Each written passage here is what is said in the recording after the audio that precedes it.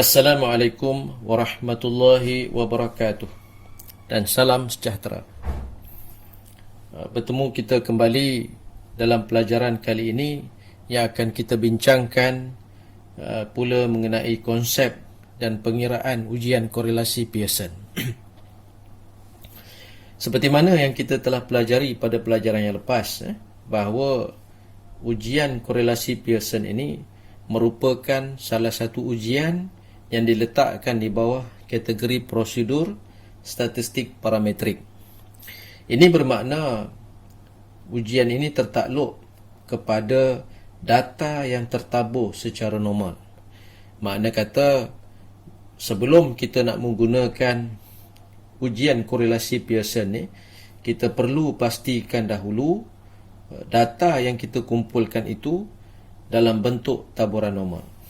Untuk perhatian, dalam pelajaran kita pada kali ini, kita mengandaikan semua data-data yang kita gunakan adalah dalam keadaan normal ataupun tertabur secara normal. Baik, apakah kegunaan korelasi Pearson?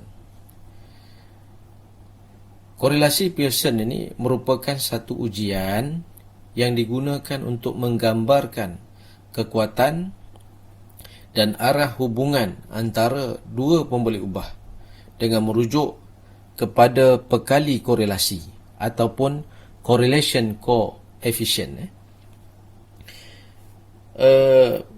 Ini bermakna korelasi ini digunakan untuk mengkaji dua perkara sebenarnya, iaitu satu, kekuatan hubungan, dan yang keduanya, arah hubungan. Yang ini kita akan jelaskan apa makna hubungan. Untuk makna pekali korelasi ni kita akan jelaskan kemudian. Jadi apakah yang kita maksudkan dengan makna hubungan itu atau dengan makna perkaitan itu? Cuba kita lihat pada contoh-contoh yang saya berikan ini. Yang pertamanya, hubungan tinggi dan berat badan. Ada kemungkinan semakin tinggi seseorang itu, maka semakin bertambah berat badannya. Atau mungkin semakin rendah tubuh badan seseorang itu, maka berat badannya akan menjadi semakin ringan. Yang keduanya, iaitu hubungan motivasi dan pencapaian. Mungkin menunjukkan semakin seseorang itu bermotivasi tinggi, maka pencapaiannya terhadap pelajaran juga akan menjadi semakin tinggi. Sebaliknya, ada kemungkinan juga semakin rendah motivasinya, maka pencapaian akademiknya juga akan menjadi semakin rendah. Dan yang ketiganya, hubungan stres dan motivasi pekerja. Ada kemungkinan menunjukkan semakin seseorang itu meningkat stresnya, maka akan semakin rendahlah motivasinya untuk bekerja. Sebaliknya, semakin rendah tahap stresnya, ada kemungkinan motivasi bekerjanya semakin meningkat. Berdasarkan contoh perkaitan ataupun hubungan tadi, apakah sebenarnya makna dua pemboleh ubah yang berhubungan? Ia membawa maksud hanya menunjukkan kemunculan satu pemboleh ubah pada satu tahap tertentu, maka pemboleh ubah satu lagi tend to ataupun cenderung untuk muncul pada tahap tertentu. Ini bermakna bila satu pemboleh ubah berubah, maka pemboleh ubah yang satu lagi akan turut berubah. Ini bermakna dalam konteks perhubungan ataupun perkaitan ini, ianya bukanlah berpandukan ataupun berlandaskan kepada hukum sebab dan akibat. Untuk memahami apa yang saya maksudkan hanya perhubungan dan bukan berasaskan hukum sebab akibat ini, saya rasa kita lebih mudah memahami jika kita memahami satu perumpamaan ataupun contoh hubungan cinta antara sepasang kekasih. dalam hubungan cinta sebasang kekasih ni, misalnya antara Pak Ali seorang duda dan Mak Kiah seorang janda, kita dapat memahami mereka ini saling mempunyai hubungan cinta bila kita melihat perlakuan mereka. Kita juga akan dapat memahami kekuatan hubungan cinta mereka ini melalui kata-kata mereka, perlakuan mereka yang katanya mandi tak basah, makan tak kenyang dan sebagainya. Namun, kita tidak dapat menentukan bahawa sebab Mak Kiah lah tercetusnya hubungan cinta itu, ataupun sebab Pak Ali lah tercetusnya hubungan cinta itu. Begitulah dalam konteks ujian korelasi Pearson ini, kita hanya boleh mengkaji hubungan antara dua pembeli ubah, dan kekuatan hubungan itu boleh dilihat berpandukan kepada nilai pekali korelasi. Apakah itu pekali korelasi? Pekali korelasi ini merujuk kepada satu ukuran yang mengukur kekuatan perkaitan, ataupun kita sebut dalam bahasa Inggerisnya association, atau hubungan relationship antara dua pembeli ubah X dan Y. Sebenarnya pekali korelasi ini bukan hanya mengukur hubungan seperti mana yang disebutkan oleh Phil 2009A, tetapi ianya juga mengukur arah hubungan antara dua pembeli ubah. Jadi di sini kita boleh faham bahawa pekali korelasi ini ada dua fungsi. Pertamanya, dia mengukur kekuatan hubungan. Yang keduanya, ia mengukur arah hubungan. Nilainya adalah nilai pekali korelasi itu adalah antara negatif 1.00 dan negatif dan 1.00. Baik, nilai korelasi negatif 1 ini merupakan nilai pekali korelasi yang menunjukkan hubungan linear negatif yang sempurna. Nilai ini bermaksud peningkatan nilai dalam suatu pembuli ubah akan diikuti oleh penurunan nilai dalam satu pembuli ubah yang lain, dan sebaliknya, iaitu penurunan nilai dalam suatu pembuli ubah akan diikuti pula oleh peningkatan dalam satu pembuli ubah yang lain. Maknanya satu meningkat, satu lagi akan menurun, ataupun satu menurun, satu lagi pembuli ubah akan meningkat. Baik, yang keduanya, nilai pekali korelasi 1.00. Nilai pekali 1.00 ini pula merupakan nilai pekali korelasi yang menunjukkan hubungan linear positif yang sempurna.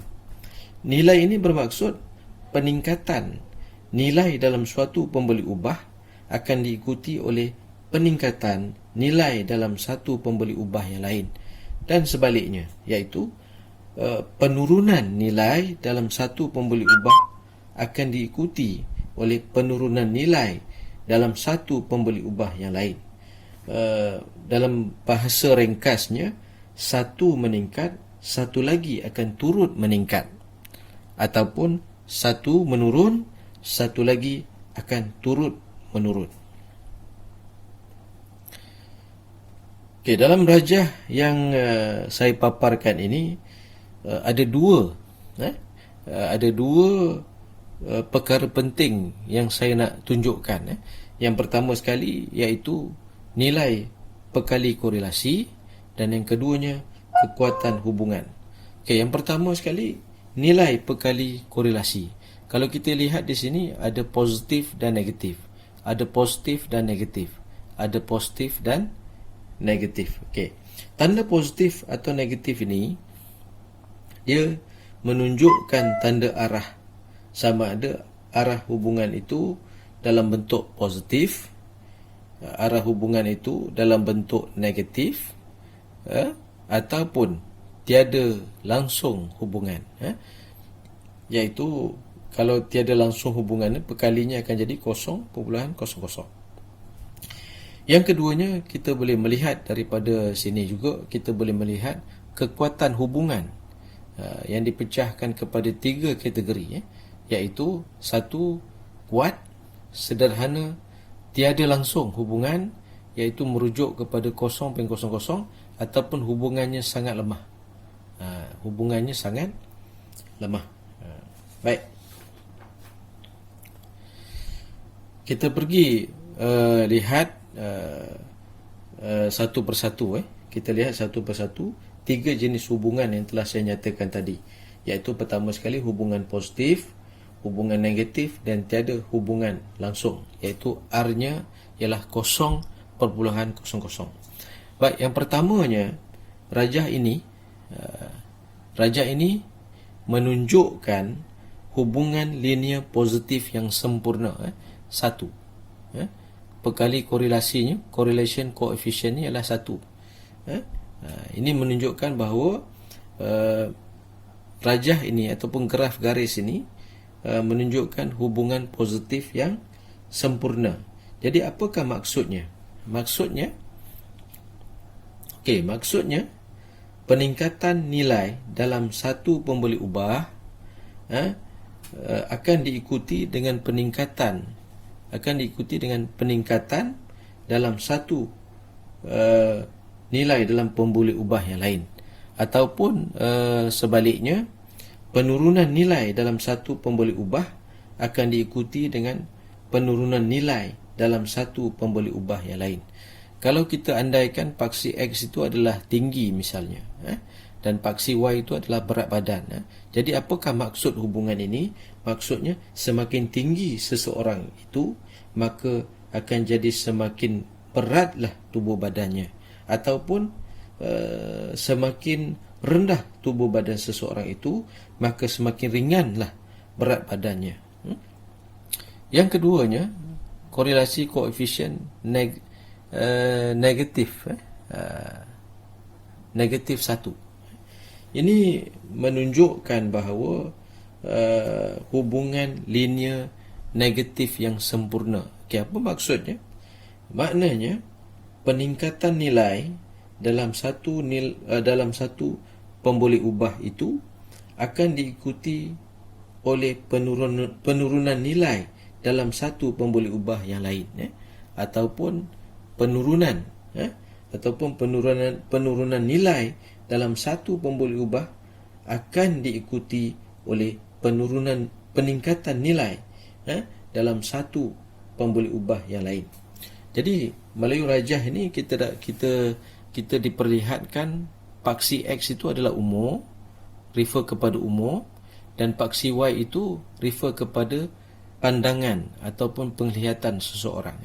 Jadi kalau kita melihat dari aspek hubungan negatif ini akan membawa maksud semakin berumur seseorang itu, maka semakin berkuranglah pandangan atau penglihatannya. Sebaliknya, semakin muda seseorang itu, maka semakin kuat pandangan ataupun penglihatannya.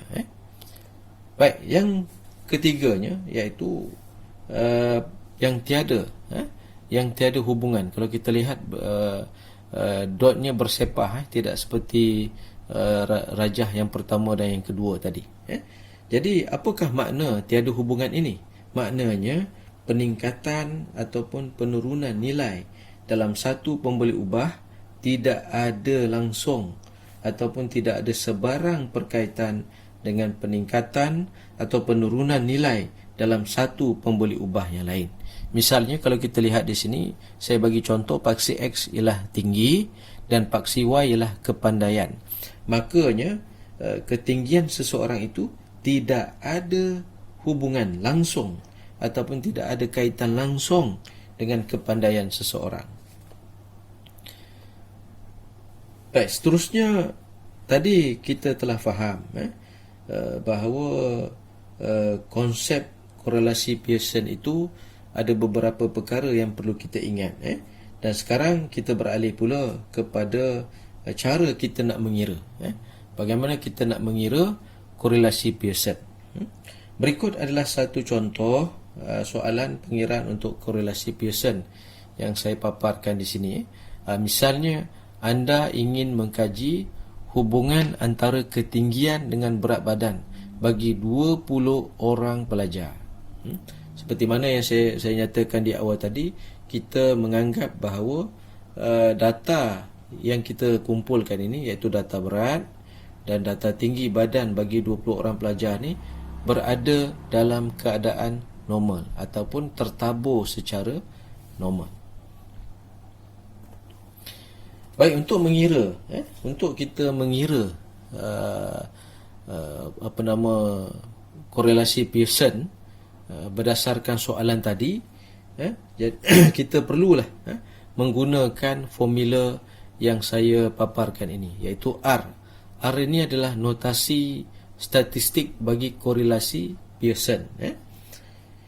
Baik, ini adalah sum jumlah X darab Y, tolakkan dengan kurungan sum X darabkan dengan sum Y per dengan N. Kemudian yang bawah ini per punca kuasa 2 dalam kurungan sum X kuasa 2 tolak kurungan sum X kuasa 2 bahagi N. N ini sebenarnya untuk makluman bahawa N ini adalah bilangan sampel kita. Kalau tadi dalam soalan tadi bilangan sampel kita 20 orang lah. Dan kemudian sum Y kuasa 2 tolak dengan kurungan sum Y kuasa 2 per dengan N. Jadi kita andaikan X ini, kita andaikan ialah pemboleh ubah berat, dan Y yang saya sebutkan tadi, kita andaikan dia adalah pemboleh ubah tinggi. Kalau kita lihat daripada formula yang saya bacakan ini, mungkin terlintas dalam minda, dalam pemikiran kita bahawa susahnya kita nak kira korelasi Pearson ni. Sebenarnya untuk memudahkan pengiraan korelasi Pearson ini, kita perlu sebenarnya menyediakan satu jadual tertentu. Okey, jadual yang saya maksudkan begini. Ini jadual yang kita kena bina supaya pengiraan tadi dapat kita mudahkan. Okey, X ialah berat, iaitu ni data-data merupakan data-data berat yang kita dah kumpulkan tadi. Y ini tinggi, ini adalah data-data tinggi bagi 20 orang pelajar tadi. Okey, untuk kolom seterusnya ini X kuasa 2. Okey, X kuasa 2 ini maksudnya ini 100 kali 100, kita akan dapat 10,000. Y kuasa 2 pula yang ini 60 kali 60, kita akan dapat 3600. Dan kolom yang terakhir ini adalah X kali dengan Y, maknanya berat kali dengan tinggi. 100 kalikan dengan 60, kita akan dapat 6,000. Jadi begitulah yang seterusnya, kita darab dengan cara yang sama sehingga akhir. Yang akhirnya untuk berat 138, Y ini 65, kita akan dapat untuk X kuasa 2 19044, iaitu 138 darab dengan 138, kita akan dapat nilai ini. Begitu juga Y kuasa 2 65 darab 65, kita akan dapat 4225, dan akhir sekali X darab Y iaitu 138 darab dengan 65, kita akan dapat 8970. Seterusnya, langkah seterusnya kita kena jumlahkan. Kita jumlahkan ke semua X. 100 campur 120 sehinggalah 138. Maka kita akan dapat nilai 2985. Begitu juga kita kena jumlahkan nilai Y ini. Daripada 60 ni sehingga 65, jumlah Y ialah 1348. Dan seterusnya kita jumlahkan X kuasa 2 ni, kita akan dapat 464021. Seterusnya kita jumlahkan pula Y kuasa 2, daripada 3600, kita totalkan, kita jumlahkan sehingga 4225 ini akan menghasilkan nilai 91272. Dan akhir sekali kita jumlahkan X darab Y, iaitu kita akan dapat nilai 203804. Seterusnya, ini nilai sum X yang digandakan 2. Maknanya nilai ini 2985 didarabkan dengan 2985, kita akan dapat 8910225. Dan akhir sekali sum Y kuasa 2, maknanya 1348 didarabkan dengan 1348, kita akan dapat 181704. Jadi ada berapa nilai yang perlu kita ingat? 1, 2, 3, 4, 5, 6, 7 nilai. 7 nilai yang perlu kita ingat, kita akan gunakan untuk aplikasikan dalam formula yang saya bacakan di awal tadi. Baik, kita cuba lihat. Ini adalah 7 nilai yang saya nyatakan tadi. Baik, bila kita sudah mengira nilai-nilai ini, maka mudahlah bagi kita untuk memasukkan kesemua nilai ini dalam kita punya formula. Okey, yang pertama sekali, sum X Y. Mana datangnya? Sum X darab Y. Sum X darab Y datangnya daripada nilai 203804. Kita gantikan saja nilai tersebut. Tolak dengan sum X. Sum X ialah 2985. Begitu juga dengan sum Y, iaitu 1348. Okey, N ini gantikan dengan 20, sebab N ini saya nyatakan tadi dia merujuk kepada sampel. Jadi sum X kuasa 2 kita gantikan yang mana? Sum X kuasa 2 ini kita gantikan dengan nilai sum X kuasa 2 464021. Gantikan di sini. Begitu juga dengan sum X bracket sum X kuasa 2 bracket sum X kuasa 2. Jadi kita gantikan dengan nilai 8910225 per dengan N. Ini maksudnya 20. Dan seterusnya sum Y kuasa 2. Sum Y kuasa 2 kita gantikan dengan nilai 91272. Gantikan di sini. Tolak dengan kurungan sum Y kuasa 2. Kurungan sum Y kuasa 2 ialah 1817104. Gantikan di sini. Perkan dengan 20. Jadi jelas kita menggantikan 7 nilai ini, masukkan ke dalam formula. Jadi dia akan jadi beginilah. Ini nilai yang telah kita masukkan. Nilai yang kita masukkan dalam R sama dengan korelasi Pearson ini. Jadi ini nilai yang kita dah masukkan. Seterusnya kita jalankan operasi seperti biasa. Ini 2985 darab dengan 1348, kita akan dapat 4023780. 8910225 bahagi dengan 20, kita akan dapat 445511.25. 1817104 bahagi dengan 20, kita akan dapat 90855.2. Kemudian kita tolakkan. Kita tolakkan nilai tadi 203804 tolak dengan 201189. Ini hasil daripada pembahagian ini. Kita akan dapat 2615. Kemudian kita 18509.75 ni adalah hasil tolak dua nilai ini. Dan 4168 adalah hasil tolak dua nilai ini.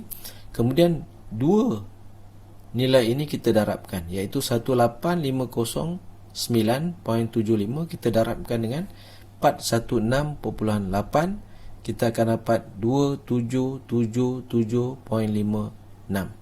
Dan bila kita bahagikan dua nilai ini, iaitu 2615 bahagi dengan 277.56 ini, kita akan dapat 0.9415. Jika tak ada tanda negatif di sini, ini bermaksud nilai yang kita dapat ini adalah nilai positif, iaitu positif 0.9415. Baik, apakah maksud R 0.94 ini? Bila kita bundarkan akan jadi 0.94 lah. Okey, yang pertama sekali kita boleh melihat arahnya positif. Arahnya positif. Maksudnya peningkatan dalam pemboleh ubah berat ada kaitan ataupun berkait ataupun berhubung dengan peningkatan nilai dalam pemboleh ubah tinggi. Itu yang pertama. Yang kedua, kita boleh melihat 0.94 ni kita boleh melihat juga kekuatan hubungannya.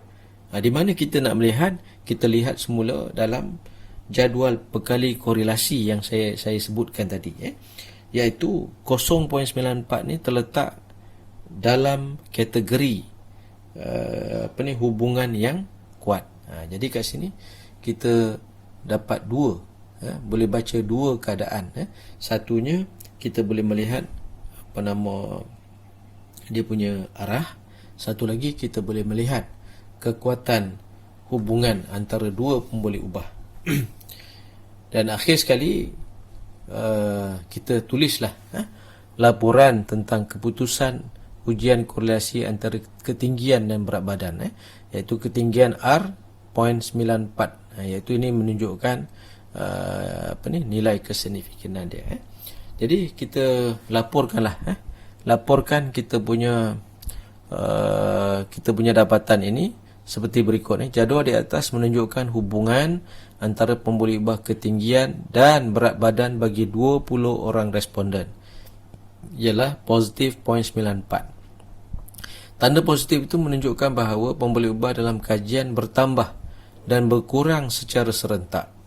Dapatan kajian ini menunjukkan wujud hubungan positif yang kuat, iaitu R sama dengan positif 0.94 antara pemboleh ubah ketinggian dan berat badan. Individu yang lebih tinggi cenderung mempunyai berat badan yang lebih berat, manakala individu yang lebih rendah cenderung mempunyai berat badan yang lebih ringan. Jadi ini contoh laporan untuk korelasi Pearson. Jadi saya rasa sekadar itu penjelasan ataupun penerangan saya tentang bagaimana kita nak mengira ujian korelasi Pearson ini, dan sehingga kita berjumpa lagi. Sekian, terima kasih.